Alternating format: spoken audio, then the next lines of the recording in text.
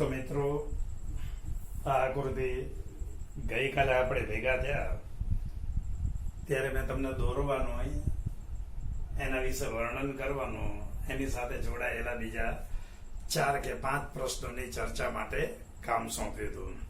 તો આકૃતિ એ બધા પ્રશ્નો અત્યારે તમને સારી રીતે સમજાઈ ગયા હશે.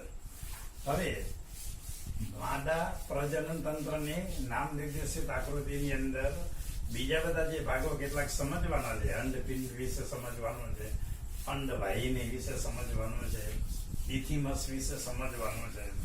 તો એ બધી બાબતોની આપણે નામ નિર્દેશિત આકૃતિ દોરી અને ચર્ચા કરવા માટે આજે આપણે પાછા ફરીથી ડિજિટલ માધ્યમથી જોડાઈ રહ્યા છે. તો ફરીથી માદા પ્રજનન તંત્રના બાકીના ભાગોની રચના જોઈએ.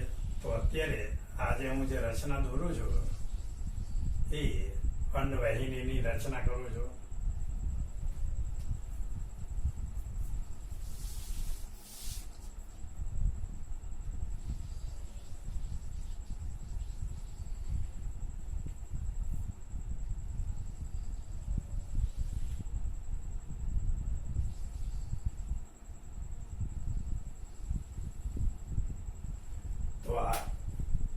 ગર્ભાશયની રચના, અંડવાહિની રચના, એ બધા ભાગો સમજાવું છું. ચલો મિત્રો, આ જે દોરું છું એ અંડવાહિની છે. આ અંડવાહિનીનો આવો જે છેડો જે છે, આંગળી જેવા પ્રવાર્ધો ધરાવે છે, એને અંડવાહિની નિવાપ કહે છે. તો આ શું છે? અંડવાહિની નિવાપ. ચલો, આ શું છે? અંડવાહિની. આની અંદર એનો દૂરનો જે સાંકડો જે છેડો જે છે અંડવાહિનીની અંદર, એ દૂરના સાંકડા છેડાને ઇથિમસ તરીકે ઓળખવામાં આવે છે. તો અહીંયા આ દૂરનો જે સાંકડો છેડો દોર્યો છે એ શું છે? ઇથિમસ તરીકે એને ઓળખવામાં આવે છે. સમજાઈ ગયું? આ રચનાને તુંબિકા તરીકે ઓળખવામાં આવે છે. તો ઇથિમસ એટલે શું એમ પૂછાય તો કહેવાનું, ગર્ભાશયના અંડવાહિનીના સાંકડા ભાગને ઇથિમસ તરીકે ઓળખવામાં આવે છે. ગર્ભાશયની અંદર અંડવાહિનીના સાંકડા છેડાને ઇથિમસ તરીકે ઓળખવામાં આવે છે. આ ઇથિમસ અંડવાહિની તુંબિકા અને અંડવાહિની નિવાપ, તુંબિકા અને અંડવાહિનીને જોડવાનું કામ કરે છે. કોને જોડે છે? આ અંડવાહિની નિવાપ, તુંબિકા અને અંડવાહિની એને જોડવાનું કામ કરે છે. સમજાઈ ગયું? ફરીથી સમજાવું છું. ઇથિમસ એટલે શું? તો અંડવાહિનીના દૂરના સાંકડા છેડાને શું કહેવાય? ઇથિમસ. ઇથિમસ કોને જોડવાનું કામ કરે છે? તો અંડવાહિનીનો નિવાપ, તુંબિકા અને અંડવાહિની ને જોડવાનું કામ કરે છે. ચલો, એ જ રીતે મિત્રો આ બાજુ પણ ફરીથી બીજું એ જ રીતે અંડવાહિની નિવાપ આવેલું હોય છે. કેમ કે એક જોડ અંડવાહિની તો એક જોડ અંડવાહિની નિવાપ આવેલું હોય છે. અંડવાહિની નિવાપનું કાર્ય સમજી લઈએ કે અંડપિંડમાંથી છૂટા જે પડે અંડકોષ, એને એકત્ર કરીને અંડવાહિનીની અંદર દોરવાનું કામ કરે છે. તો પેલા અંડપિંડ ક્યાં આવેલા હોય છે? તો અહીંયા અસ્થિબંધ વડે બંને બાજુ એક એક જોડ અંડપિંડો આવેલા હોય છે. બદામ જેવડા આકારના અંડપિંડો આવેલા હોય છે. આ અંડપિંડો ની લંબાઈ મિત્રો 2 થી 4 સેન્ટીમીટર જેટલી હોય છે. લંબાઈ કેટલી હોય છે? 2 થી 4 સેન્ટીમીટર હોય છે. અને આ અંડપિંડ અસ્થિબંધ વડે નિતંબ ગુહા સાથે તો જોડાય જ છે, છૂટા હોતા નથી, પણ નિતંબ ગુહા સાથે તો જોડાયેલા હોય જ છે, પણ ગર્ભાશય સાથે પણ જોડાયેલા હોય છે. તો બંને બાજુ એક જોડ અંડપિંડ આવેલા છે. અસ્થિબંધ વડે નિતંબ ગુહા સાથે જોડાયેલા હોય છે. ગર્ભાશયની દિવાલ સાથે જોડાયેલા હોય છે. સારું. આ અંડવાહિનીનો બહારનો છેડો જે છે મિત્ર તમે જુઓ તો ગોળ છે, પરિઘીય છે. કેવો છે? પરિઘીય. બહારનો છેડો પરિઘીય ગોળ હોય છે, પણ અંદરનો ભાગ માસલ હોય છે. અંદરનો જે મજ્જાનો જે ભાગ જે છે એ કેવો હોય છે? માસલ હોય છે. તો આ સમજાઈ ગયું. એની લંબાઈ કેટલી હોય છે? 2 થી 4 સેન્ટીમીટર જેટલી હોય છે. આ અંડપિંડ માંથી નીકળતી અંડવાહિની, આ અંડપિંડના પરિઘીય વિસ્તરણમાંથી નીકળતી અંડવાહિની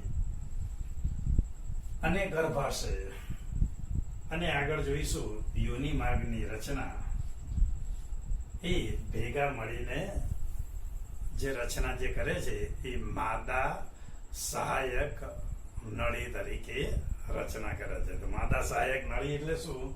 તો અંડપિંડ માંથી નીકળતી અંડવાહિની, ગર્ભાશય અને યોનિ માર્ગ ભેગા મળીને માદા સહાયક નળીની રચના કરે છે. માદા સહાયક નળીની રચના કરે છે. તો પરીક્ષા પૂછાય માદા સહાયક નળી એટલે શું? તો કહેવાનું અંડપિંડ માંથી નીકળતી અંડવાહિની, ગર્ભાશય અને યોનિ માર્ગ ભેગા મળીને જે રચના કરે એને માદા સહાયક પ્રજનન નળી તરીકે ઓળખવામાં આવે છે. તો આટલું સમજાઈ ગયું મિત્રો. હવે સમજવામાં અંડપિંડની અંદર આટલી બાબત સમજ્યા પછી હવે આગળ બીજી કેટલીક બાબતો સમજી લઈએ. હવે આપણે ચલો મિત્રો, હવે ગર્ભાશયની દિવાલનું વર્ણન કરીએ. તો આ શું છે? એની અંદર ગર્ભાશયની દિવાલ આવેલી હોય છે. તો સ્ત્રીઓની અંદર ગર્ભાશય છે. આ ગર્ભાશય મિત્રો એક જ હોય છે. સ્ત્રીની અંદર ગર્ભાશયની સંખ્યા કેટલી હોય છે? એક જ. એને કુંખ તરીકે પણ ઓળખવામાં આવે છે. આપણે ગુજરાતીમાં એક શબ્દ પ્રચલિત છે કે ભાઈ માતાની કુખમાં બાળક ઉછરી રહ્યું છે, માતાની કુંખેથી બાળકનો જન્મ થાય છે. તો એ અર્થમાં ગર્ભાશયને કુંખ તરીકે પણ ઓળખવામાં આવે છે. આ ગર્ભાશય કેવું છે? ઊંધા નાસપતિ જેવું છે. સફરજન જેવું એક બીજું ફળ આવે છે લીલા રંગનું, એને નાસપતિ કહેવાય. એને ઊંધું મૂક્યું હોય એના જેવા આકારનું છે. બોલો, ખ્યાલ આવી ગયો? આ ગર્ભાશય પણ અસ્થિબંધ વડે નિતંબ ગુહા સાથે જોડાયેલું હોય છે. આ ગર્ભાશય પણ છૂટું હોતું નથી, નિતંબ ગુહા સાથે અસ્થિબંધ વડે જોડાયેલું હોય છે. સમજાઈ ગયું મિત્રો? આ ગર્ભાશયના દૂરના સાંકડા છેડાને, આ જે દૂરનો જે છે આ સાંકડા છેડાને ગ્રીવા કહે છે. દૂરના સાંકડા છેડાને શું કહેવાય? ગ્રીવા. અને ગ્રીવાની નીચે જે ગુહા આવેલી હોય છે એને ગ્રીવા નલિકા કહે છે.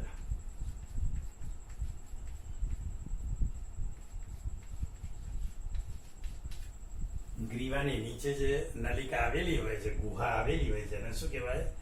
ગ્રીવા નલિકા તરીકે ઓળખવામાં આવે છે, જે સ્ત્રીની અંદર યોનિ માર્ગની અંદર ખુલે છે.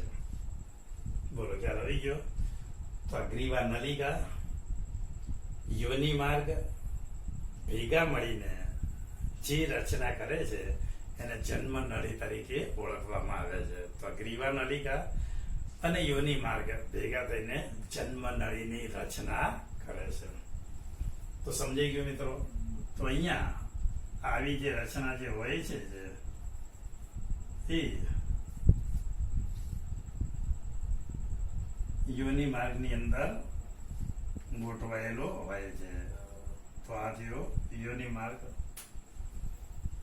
ચલો, ખ્યાલ આવી ગયો મિત્રો?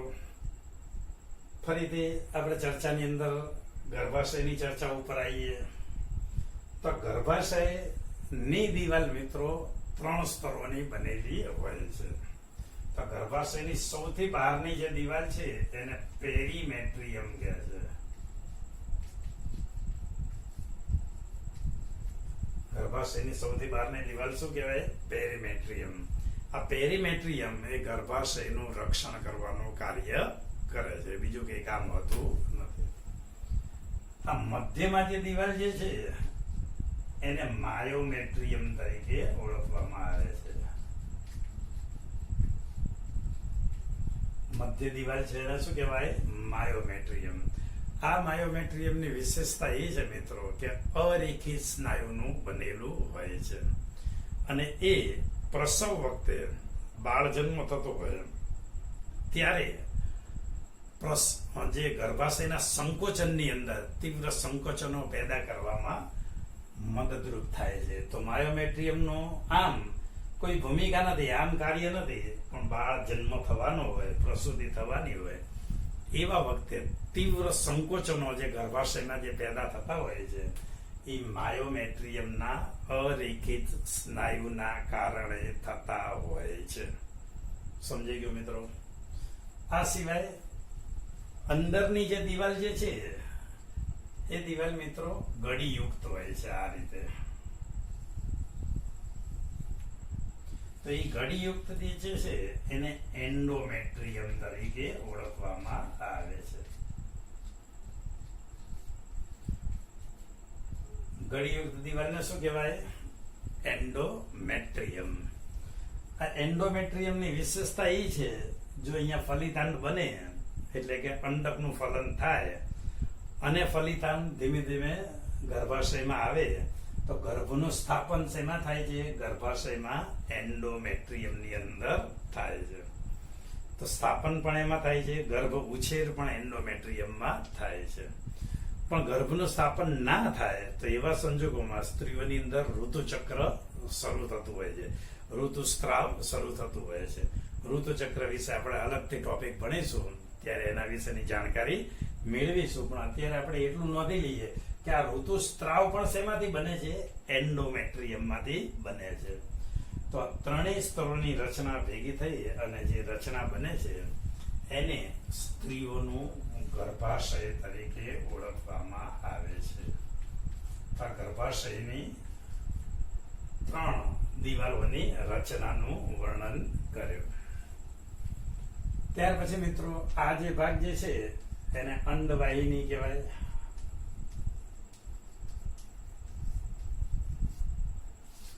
તો અંડવાહિની વિશે શું સમજવાનું છે? તો અંડપિંડના પરિઘીય ભાગથી શરૂ કરી ગર્ભાશય સુધી લંબાતી નાળીને શું કહેવાય? અંડવાહિની. ફરીથી કહું છું, અંડપિંડના પરિઘીય ભાગથી શરૂ કરી ગર્ભાશયની દિવાલ સુધી લંબાયેલી નાળીને શું કહેવાય? અંડવાહિની તરીકે ઓળખવામાં આવે છે. આ અંડવાહિનીની લંબાઈ 10 થી 12 સેન્ટીમીટર જેટલી હોય છે અને બંને બાજુની અંડવાહિની ભેગી થઈ અને ગર્ભાશયની રચના કરે છે. તો આટલું સમજાઈ ગયું મિત્રો? તો આજે આપણે આકૃતિની અંદર વિશેષ કેટલીક બાબત સમજવાની હતી એ આપણે સમજી લઈએ ફરીથી.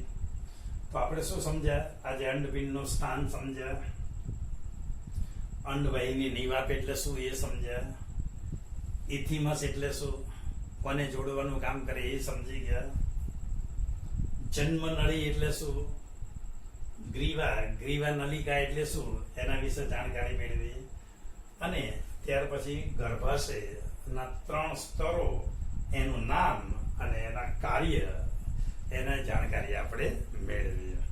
તો આજે આપણે શું જોયું? સ્ત્રીઓની અંદર અંડપિંડ આવેલા છે. આ અંડપિંડની વિશેષતા કેવી છે? 2 થી 4 સેન્ટીમીટર લંબાઈ આવેલી હોય છે. અસ્થિબંધ વડે એ નિતંબ ગુહા સાથે ગર્ભાશય સાથે જોડાયેલા હોય છે. બીજી વિશેષતા શું છે કે આ અંડપિંડ બહારથી કેવું હોય છે? પરિઘીય, બદામ જેવડે આકારની કદની અંગિકા છે. તો બદામનો જે રીતે આકાર બહારનો જે પરિઘીય હોય છે અને અંદરનો જે ભાગ સફેદ હોય છે માવા જેવો, એમ બહારથી પરિઘીય અને અંદરથી કેવો હોય છે? મેદ માસલ હોય છે. અંદરથી જે કેવો હોય છે? માસલ, મેદયુક્ત ભાગ અંદરની બાજુએ આવેલો હોય છે. ચલો, આ અંડપિંડ જે છે એ અંડપિંડમાંથી નીકળતી જે નલિકા જે છે એ ગર્ભાશય સાથે જોડાઈ અને યોનિ માર્ગ સાથે જોડી બાહ્ય સહાયક નળીની રચના કરે છે.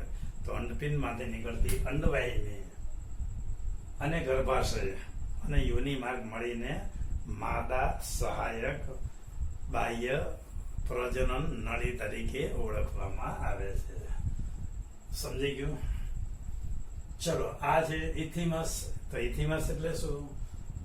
તો ગર્ભાશયના અંડવાહિનીના દૂરના સાંકડા ભાગને શું કહેવાય? ઇથિમસ.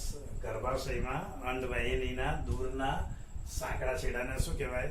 ઇથિમસ તરીકે ઓળખવામાં આવે છે. આ ઇથિમસ અંડવાહિની નિવાપ, તુંબિકા અને અંડવાહિનીને જોડવાનું કામ કરે છે. અંડવાહિની નિવાપ, તુંબિકા અને અંડવાહિનીને જોડવાનું કામ કરે છે. સમજાઈ ગયું મિત્રો? અંડવાહિની નિવાપ એટલે શું? તો અંડવાહિની નિવાપ એની રચના આંગળીના પ્રવર્ધો જેવી હોય છે. આ તમને આંગળી જોવો છે એ રીતે પ્રવર્ધો જેવી, એને ફિમ્બરી તરીકે ઓળખવામાં આવે છે. અને એનું કાર્ય શું છે કે અંડપિંડમાંથી જો અંડકોષ છૂટો પડે એને એકત્ર કરી અને અંડવાહિનીમાં દોરવાનું કામ કરે છે. એને એકત્ર કરી અને અંડવાહિનીમાં દોરવાનું કામ કરે છે. સમજી ગયું મિત્રો?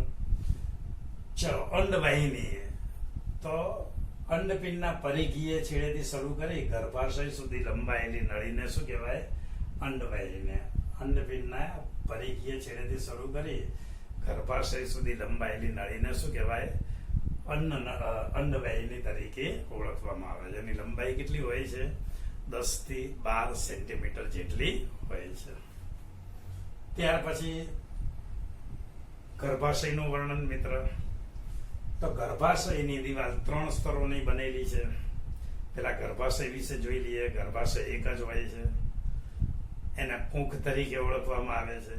એનો આકાર કેવો હોય છે? ઊંધા નાસપતિ જેવો હોય છે. ચલો, આ ગર્ભાશયની દિવાલ કેવી હોય છે? 3 સ્તરોની બનેલી હોય છે. એમાં સૌથી બહારનું જે સ્તર છે એને શું કહેવાય? પેરીમેટ્રિયમ. એનું કાર્ય શું છે? ગર્ભાશયનું રક્ષણ કરવાનું કાર્ય છે. મધ્યમાં જે છે આવેલું છે એને શું કહેવાય? માયોમેટ્રિયમ.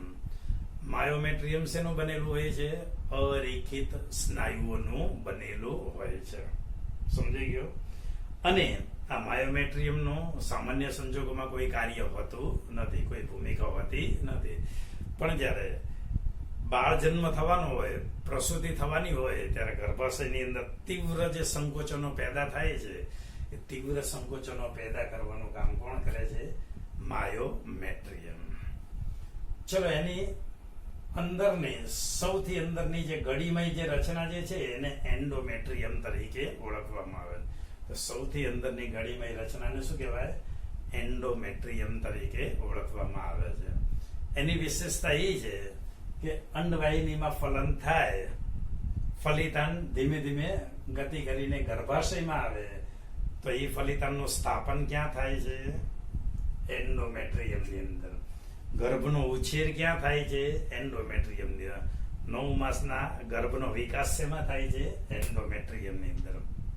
તો ગર્ભાશયની અંદર એન્ડોમેટ્રિયમ ખૂબ જ મહત્વપૂર્ણ હોય એવી અંદરની ગડીમય રચના છે.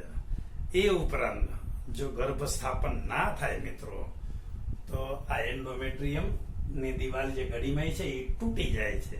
તૂટી જાય છે, લોહી સાથે બહાર આવે છે, એટલે એને ઋતુસ્ત્રાવ તરીકે ઓળખવામાં આવે છે. તો એન્ડોમેટ્રિયમ દર મહિને નવું બને છે અને તૂટી રુધિર સાથે બહાર આવે છે, એને ઋતુસ્ત્રાવ કહેવાય. અલગથી એના વિશે આપણે ટોપિકની ચર્ચા કરીશું. ત્યારે ઋતુસ્ત્રાવના કયા કયા તબક્કા છે, એના વિશે શું જાણકારી છે એ આપણે જાણકારી મેળવીશું.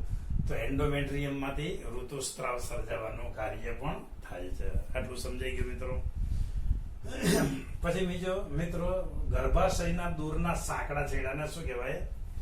ગ્રીવા તરીકે ઓળખવામાં આવે છે. ગર્ભાશયના દૂરના સાંકડા છેડાને ગ્રીવા તરીકે ઓળખવામાં આવે છે. આ ગ્રીવાની નીચે એક ગુહાનો ભાગ હોય છે અને એ ગુહાને શું કહેવાય? ગ્રીવા નલિકા તરીકે ઓળખવામાં આવે છે. આ ગ્રીવા નલિકા યોનિ માર્ગની અંદર ખુલતી હોય છે. તો ગ્રીવા નલિકા અને યોનિ માર્ગ બંને ભેગા મળીને જન્મ નળીની રચના કરે છે. તો પરીક્ષામાં પૂછાય જન્મ નળી એટલે શું? તો ગર્ભાશયના દૂરના સાંકડા છેડાને ગ્રીવા કહેવાય. યોનિ માર્ગમાં ખુલે છે. આ ગ્રીવાની નીચે જે ગુહા આવેલી હોય છે એને ગ્રીવા નલિકા તરીકે ઓળખવામાં આવે છે. આ ગ્રીવા નલિકા અને યોનિ માર્ગ ભેગા મળીને જન્મ નળીની રચના કરે છે, કેમ કે બાળકનો જન્મ એ જગ્યાએથી થતો હોય છે. તો આટલી વસ્તુ જાણકારી મેળવી લીધી. તો આજે સ્ત્રીના પ્રજનન તંત્રની અંદર આપણે જે બાબતો સમજવાની હતી, નામ નિર્દેશિત બંને આકૃતિ દોરીને આપણે એના પ્રજનન તંત્રની આકૃતિ અને કયા કયા ભાગો છે, કયા કયા અંગો છે, ક્યાં આવેલા છે, એ શું કામ કરે, એ આપણે જાણકારી મેળવી લીધી. તો સમજાઈ ગયું મિત્રો? તો હવે આગળ બીજી ક્રિયા, આગળના જે બીજા બધા ટોપિક છે, દાખલા તરીકે સ્ત્રીઓની અંદર ઋતુચક્ર વિશે જોઈશું. પછી બીજું કે અંડકોષ જનનની ક્રિયા જોઈશું. પછી સ્ત્રીઓની અંદર અંડકોષ જનન અને શુક્રકોષ જનન પુરુષોની અંદર એની સરખામણી કરીશું. પછી ફલનની ક્રિયા સમજીશું. ફલનની ક્રિયા પછી ગર્ભ સ્થાપન અને ગર્ભાવધિ કાળ એટલે ગર્ભ વિકાસ વિશે જોઈશું. અને પછી પ્રસૂતિ અને બાળ જન્મ એવા છેલ્લા ટોપિકની ચર્ચા કરીશું. તો આ બધા ચર્ચા કરીએ એ પહેલા આ બધા ટોપિક એને અંદર આવતી આકૃતિ ફરીથી તમને યાદ કરાય કરું છું કે પ્રેક્ટિસ કરજો, વાંચજો, બરાબર તૈયાર કરજો, તો હું તમને સારી રીતે આગળના ટોપિક સમજાવી શકીશ. તો આટલું બરાબર યાદ રાખીને કરવાનું છે. હવે અત્યારે જે આકૃતિ છે એ શાંતિથી તમે દોરી લો.